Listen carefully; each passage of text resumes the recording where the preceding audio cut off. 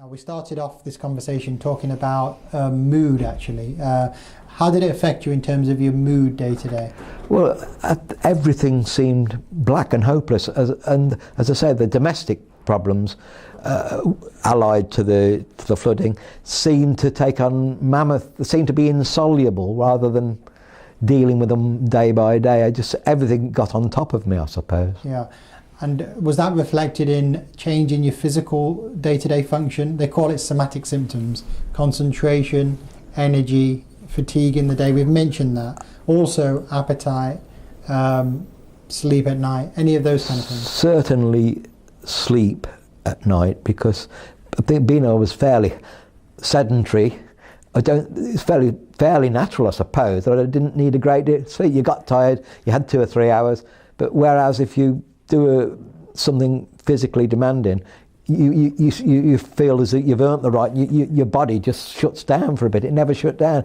And then I was spending a lot of time lying awake, thinking not very positive things, really. The world seemed a black place. Negative thoughts. Yeah, I couldn't engage with even my daughter's forthcoming wedding. I paid lip service to arrangements, but my heart wasn't in it. No. So it was affecting your view of the world, really? Definitely so. And was your mind a lot on your illness or the complications of the illness or other negatives that were coming up?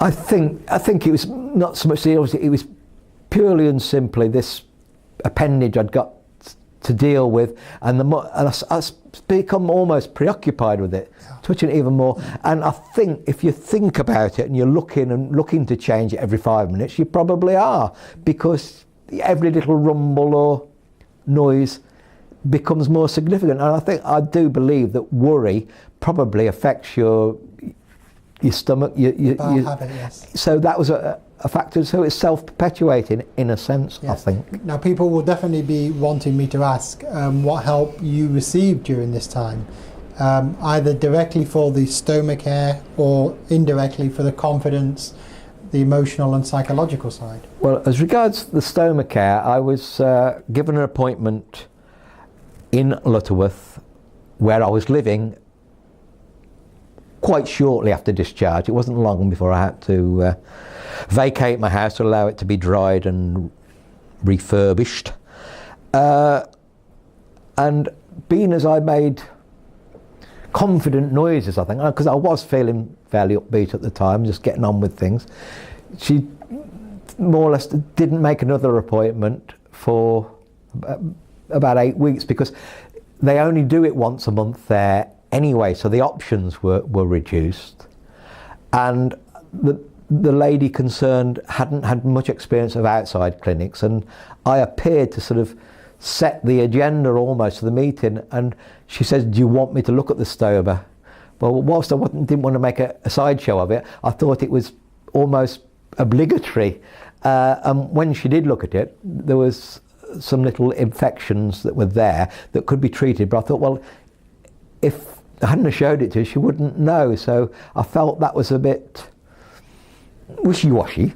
But when I did subsequently move back to my property, Hinckley is nearer to where I live. They also do it weekly, although you don't need to attend weekly, but it obviously gave far more options for an appointment to be made. And possibly because I began to sort of be mentally affected, the lady was a bit more persistent and diverse in her approach to things, and suggested alternative things I might avail myself of that I didn't know existed.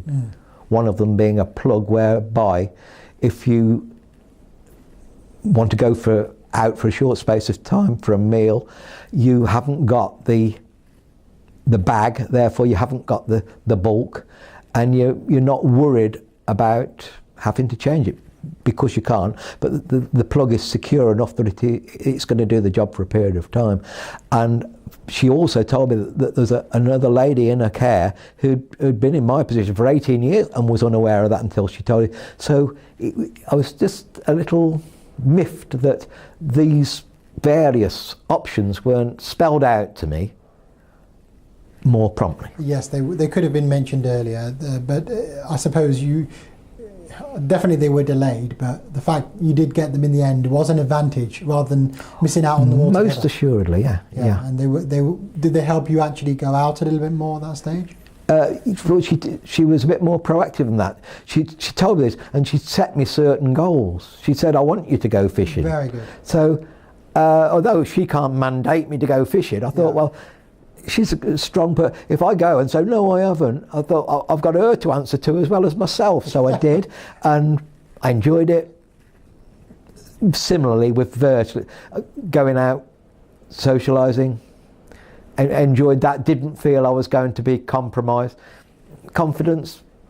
That's a very good feedback tip for the clinicians watching, that giving that little bit of advice and motivation can help in some situations. She more or less changed the role almost, not to bully me, but make it sound as if we were in this together. And she was interested, and when I did see her again, I will have her to answer, not to answer, that's probably not a good way of putting it, but her to share the feedback. So.